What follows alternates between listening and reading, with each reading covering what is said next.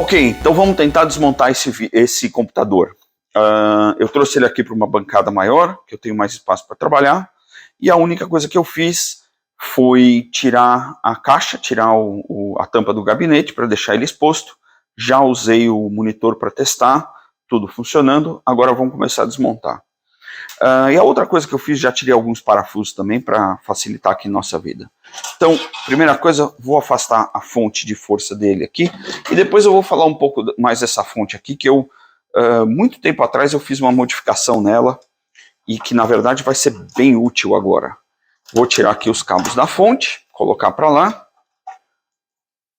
deixar ela de lado. Vou desmontar aqui os dois, tirar esse gabinete aqui com os discos. O engraçado desse gabinete, desses discos aqui, deixa eu tirar os cabos aqui para a gente poder ver melhor, é que eles vieram de fábrica ligados um com o outro. Não sei se isso era uma coisa, para dizer a verdade, é a primeira vez que eu vi isso num XT. Não sei se é uma coisa que vinha ou se era algum acessório que você podia comprar. Mas enfim, vamos deixar eles de lado também e vamos dar uma olhada aqui nessas placas.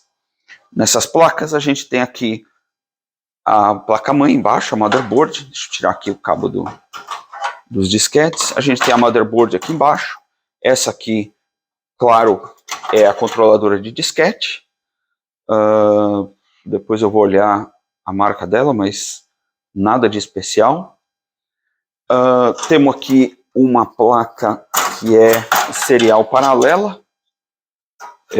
Na verdade, serial paralela, isso. Uma saída paralela, uma saída serial, 25 pinos. E interessante dessa placa é que ela tem uma bateria, ou seja, ela tem um clock dentro. Depois eu vou ver se eu consigo o software para instalar e ter certeza que está rodando. Depois também vamos olhar uma por uma. Tem uma outra entrada, uma outra saída aqui, que acho que é para uma segunda placa, uma segunda saída serial. E por fim, uma das placas que é o que a gente quer fazer no upgrade, a CGA. É uma IBM original. Você pode ver primeiro pela cor. Color Graphics é uma IBM original, que a gente vai trocar. Embaixo disso tudo, a gente tem aqui a placa-mãe.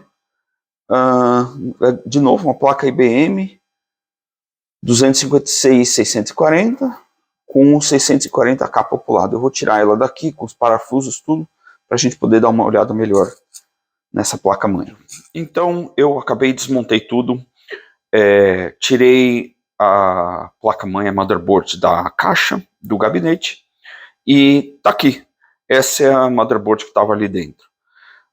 Nada especial nela, é uma motherboard PC XT da IBM, como outra qualquer. Uns detalhes dela aqui, vamos ver se a gente pode aproximar aqui e ver. Aqui é o processador. É curioso, esse processador, apesar dele ser um Intel 8088, ele vem marcado como IBM part 448-1480. Esse era o part number do processador dentro da IBM.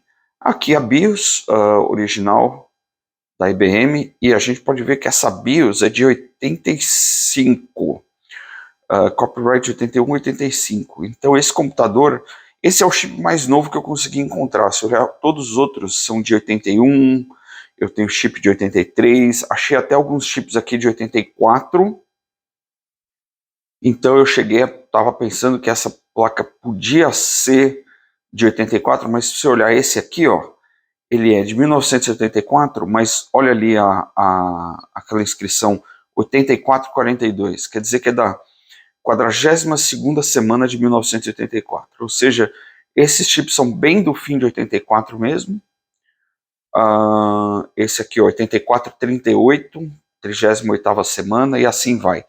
E aí, como a BIOS tem a marcação de 85, eu imagino que esse computador seja do começo de 85, porque é mais ou menos as datas que eu consigo ver aqui nos chips. Fora isso, nada de muito novo nessa placa.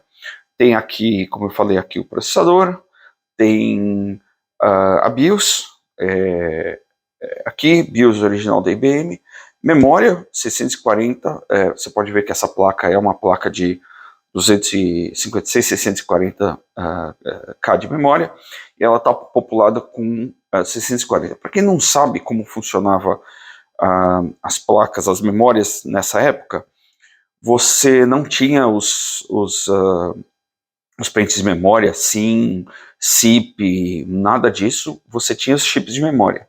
No caso do IBM XT, dessa placa que aguentava 640K de RAM, você podia colocar dois chips, dois bancos com um tipo de chip, dois bancos com outro tipo.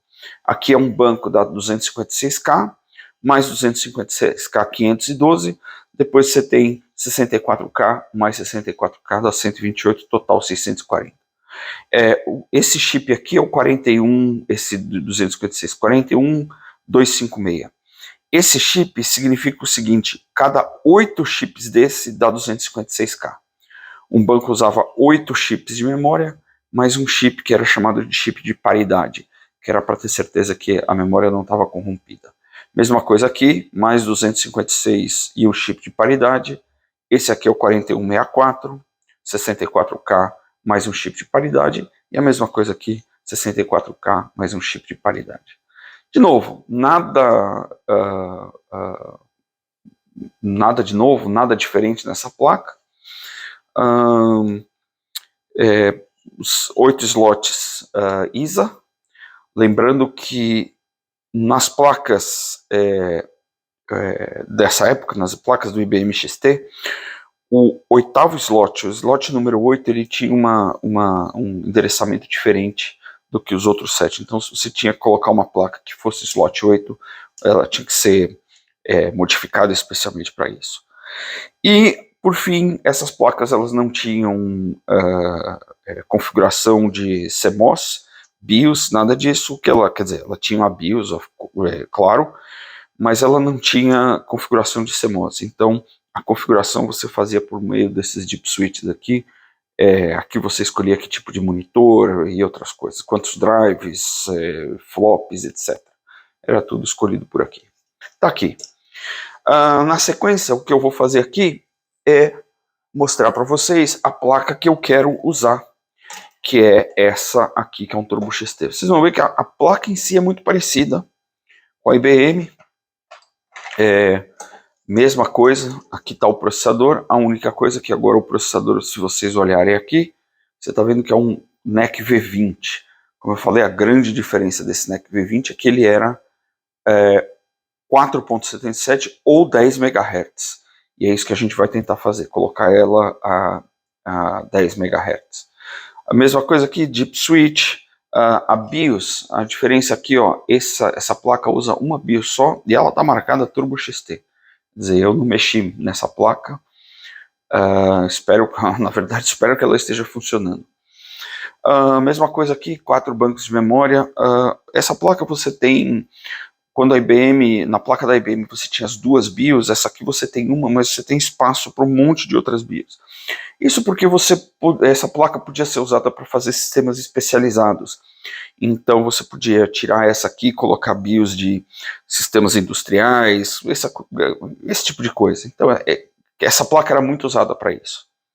Fora isso, sem novidade nenhuma. A única coisa que eu tenho uma dúvida nessa placa, e eu vou pesquisar, não sei a resposta, você pode ver que na placa da IBM, eu vou trazer ela aqui, você tem aqui um cristal de 14.3 MHz, que é na verdade o cristal que faz o clock da máquina inteira. Essa placa aqui, além de você ter o cristal de 14.3, ele tem aqui um clock de 24 MHz. A minha pergunta é, isso tem a ver com o turbo dessa máquina? Imagino que sim, não sei. Enfim, porque a minha pergunta é o seguinte: se esta placa aqui não estiver funcionando, será que eu consigo jogar essa BIOS e esse V20 na placa da IBM ou não? Ou essa placa precisa desse cristal de 24 MHz para fazer o turbo da máquina? Não sei a resposta, mas eu vou procurar. Faz um pouco de sentido se você pensar, porque se ela vai de 4.77 MHz para 10 MHz, ela usaria um cristal de 24 MHz para dividir a frequência. Bom, enfim, vamos ver. Não sei responder, mas vou pesquisar, tá bom? Próxima coisa que eu vou fazer, eu vou pegar essa placa, vou colocar ela aqui, vou pegar as outras placas e a gente vai começar a montar e começar a testar. Bom, gente, vamos então começar os testes. Primeiro de tudo, tá aqui a placa-mãe, aquela que a gente vai começar a colocar, que a gente quer colocar. Eu tenho aqui a fonte de energia, que eu tirei ali da caixa, que a gente sabe que está funcionando. Começar a plugar tudo. Primeiro de tudo, vou plugar a fonte. Veja, não canso de falar isso. Pelo amor de Deus, nunca esqueça isso. Quando você for plugar uma fonte num XT, lembra sempre disso. Laranja perto do teclado e os pinos pretos no meio. Porque se você colocar trocado, ele vai deixar você colocar e vai queimar a sua placa. Mas queimar assim, não é pouco. ele queima mesmo. E o computador fica inutilizado. Então tá aqui. Coloquei a fonte. Ela ainda está desligada. Vou colocar a CGA original que já estava naquela placa, só para a gente fazer um teste dessa motherboard. Não quero ainda fazer mudança nenhuma. Então vou pegar aquela CGA original que a gente já testou, plugar ela aqui. Até estou usando acho que o mesmo slot que ela estava. É sempre bom você minimizar o número de mudanças que você faz quando eu estou fazendo um teste desse, né? Vamos plugar o monitor. De novo, eu tenho aquele mesmo monitor CGA da IBM. Veja, não precisa mais do que isso. Vamos colocar aqui agora, ligar o monitor. E vamos ver o que acontece. Deixa o monitor ligar. Ele ainda está dando a tela branca. Vamos lá. Liguei. Opa! Turbo XT. 4.77, 8 MHz. Desculpa, eu falei 10 MHz, porque na verdade e uma boa pesquisa para eu ver também. Esse processador, o NEC V20, se não me engano, ele é 10 MHz. Porém, a BIOS aqui está falando 8 MHz. Vamos lá, fazer mais um teste, desligar e ligar de novo. Vai lá. Testou 640. Não. Só testou 576K de RAM. Ou seja, por algum motivo, o último banco de memória não está contando. 576K de RAM. Ou seja, está faltando exatamente 64K de RAM. Minha opinião, meu palpite é que o último banco de memória ou tem algum chip ruim, ou a placa tem algum problema. Como é que funciona isso aqui? Isso aqui funciona da seguinte forma. A placa, a hora que liga, ela conta banco 0, banco 1, banco 2, banco 3. Se tiver algum chip problemático no banco, ela não conta o banco inteiro, ela ignora o banco inteiro. Então, essa placa ignora o banco inteiro e para frente. Ela para no banco que está com chip ruim. Está contando 256, está contando 256, está contando 64, não está contando 64 aqui nesse banco. Então, primeira coisa que a gente tem que fazer é olhar esses chips primeiro de tudo, aquela boa e velha apertada geral nos chips para ver se muda alguma coisa. Vamos ver. Colocar de novo e colocar a CGA mais uma vez e vamos testar de novo. Vamos lá, ligar o monitor ajuda.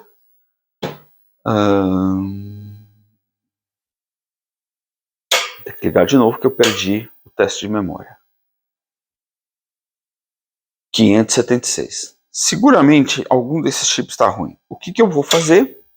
Eu vou pegar a placa original da IBM, vou tirar um por um desses chips e vou colocar um chip lá para ver se a gente descobre qual deles está ruim. Um jeito para facilitar vai ser talvez colocar a CGA num outro slot. Lembrando que não pode ser no slot 8, mas se a gente colocar aqui no slot 7, a gente fica com espaço ali para mexer na memória e ao mesmo tempo a gente não precisa ficar plugando e desplugando a CGA o tempo todo. De novo, só ver se funciona. Eu sempre faço isso. Sempre que eu mudo qualquer coisa na configuração, eu faço um teste de novo para ver se ela continua funcionando. Vamos lá. Tá lá. 576. Agora vai ser a coisa de tirar o chip um por um para ver qual que tá ruim. Vamos lá. Bom, gente, como eu falei, para essa parte aqui não tem atalho, não tem trabalho fácil. O único jeito é realmente ir um por um, tirando os chips de uma placa, colocando na outra, testando e ver o que está acontecendo. Eu tenho aqui na minha mão 4 chips 4164. Na verdade, esses são numerados 4864, mas são absolutamente compatíveis. Eu sei que um desses chips aqui, ou talvez mais do que um deles está ruim. Então o que a gente vai fazer agora é tirar um por um, testar. Cada vez que a gente tirar um, é claro, a gente vai passar um pouco do bom e velho Deox e vamos ver o que acontece. Vamos lá. E eu vou testar aqui um por um quando eu tirar, porque eu poderia tirar todos e substituir por todos os chips da outra placa que eu sei que estão bons, mas se eu fizer isso, eu nunca vou saber qual chip dessa placa que realmente está com problema. Então não tem jeito, aqui vai ter que ser um por um, tomando cuidado, claro, para não entortar o chip, não quebrar o chip que a gente está tirando. Eu normalmente uso uma chave de fenda pequena ou essa ferramenta. Esse que eu acabei de tirar, por exemplo, estava bem duro. Vou passar um pouquinho de Deox aqui, pegar um dos chips que tá bom e vamos instalar. Sempre tomando cuidado para colocar o chip na orientação certa, para não acabar queimando mais um chip. E na verdade está engraçado porque essa placa eu não estou conseguindo ver exatamente qual é a orientação correta do chip. Vamos ver se a gente aproxima ele um pouco. Consegue ver? Olha que coisa estranha. Bom, a gente sabe que esse chip aqui marcado a gente sabe que essa marcação aqui é do pino 1 do chip. Então se eu pegar esse chip da outra placa, deixa eu voltar aqui o zoom um pouco. Eu sei que se eu pegar esse chip aqui da outra placa, essa marcação aqui que ele tem também vai ser pino 1. Então já sabemos como colocar aqui. Vamos lá. Vamos colocar o primeiro chip.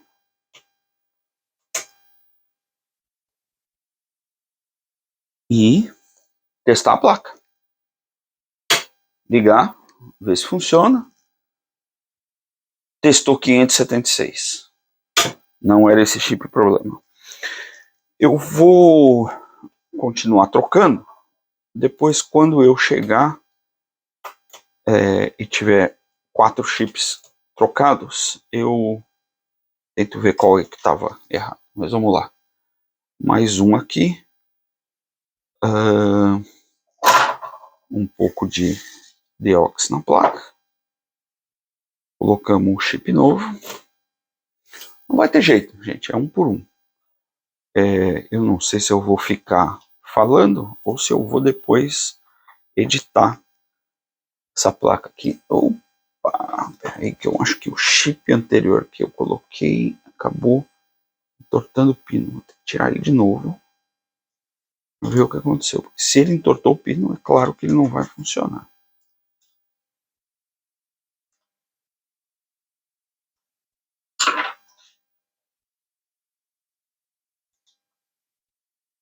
Não, estava encaixado certo. Estava só me dando a impressão. Ah, olha só. Olha só.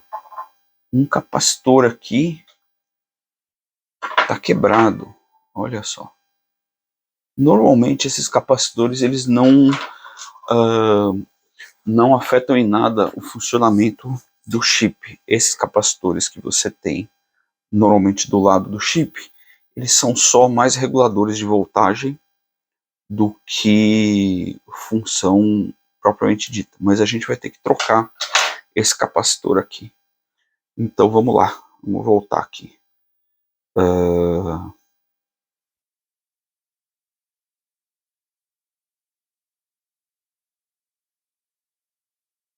Pegar esse chip.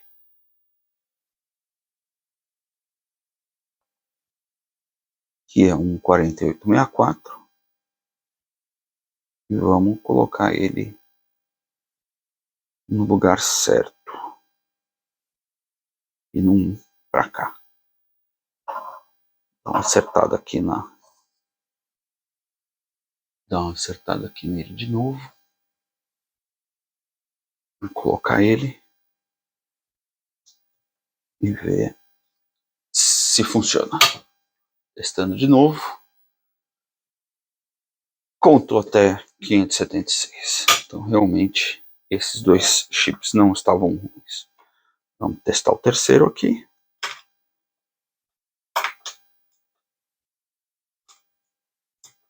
Terceiro chip. Tirei. Não parece ter nada de errado. Vamos pegar mais um chip.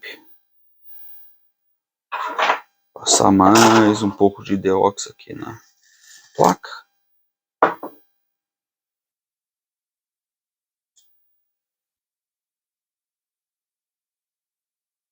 E vamos testar. De novo. 640. Vocês devem ter conseguido ver ali na tela. Vou mudar de novo. Testar 640. Logo, eu sei que esse chip aqui que eu tirei é o chip que está ruim. Só refazer o teste. Vou colocar ele de volta para a gente ter certeza de que ele é o que está ruim. Até porque eu tenho que ter certeza que o que eu tirei é o que dá não ter organização, né? Tirei o chip, não separei e agora não sei qual que é o que estava ruim. Eu acho que era esse aqui. Vamos ver. Liguei de novo. Não era esse. Esse tá bom. Vamos lá desligar. Deve ser esse aqui. É bom que eu vou colocando de volta os chips anteriores e com isso eu vou voltando. No final das contas eu quero testar, ficar só um da placa anterior. Eu tenho mais chip 4164 e eu, na verdade, o que eu deveria fazer, ao invés de roubar da outra placa IBM, eu deveria ir lá na minha caixa de chips e testar, pegar chips novos e testar. Mas eu não vou fazer isso agora. 640. Então, o chip que estava com problema é esse aqui. Agora, vou fazer um teste, porque lembra que eu tirei o chip que eu achei que estava ruim, botei deox e coloquei. De repente o chip estava bom, o problema era só contato mesmo. Vamos ver. Se contar 640, quer dizer que todos os chips estão bons, era só contato mesmo. Contou 640, ótimo. Então eu posso voltar todos esses chips que eu tirei para a placa anterior. A gente está aqui, 640K. O problema era contato mesmo. Como disse o nosso mestre Adrian Black, tem que sempre tirar e recolocar os chips depois de dar uma deox. Bom, então temos aqui a motherboard pronta. É essa que a gente vai usar. Temos aqui, a motherboard está pronta, é essa que eu vou usar. Turbo XT. Eu sei que ela está funcionando com essa CGA. Agora a próxima A próxima etapa é, eu quero trocar essa CGA pela placa que eu tenho, que é aquela que nem mostrou o 8-Bit Guy, que é essa aqui. Eu vou ter que dar uma olhada. O modelo dela é uma vamos olhar um pouco de perto aqui. Ela é uma EGA 480, seja lá o que quer dizer isso. Não estou vendo nada específico de fabricante, mas deve ser clone de alguma bem conhecida. Aposto que eu consigo achar. Ela é de 1986. Certeza que eu consigo achar, se não o manual dela, o manual da original, porque isso aqui tá com cara de clone made in Hong Kong e tudo. Tá aqui o deep switch dela. Claro que eu vou dar uma limpada aqui. Aqui a saída CGA, EGA. E aqui duas saídas. Eu acredito que sejam as duas de vídeo composto. Então é isso. Eu vou achar o manual dela, olhar os deep switches e aí a gente testa ela com essa placa.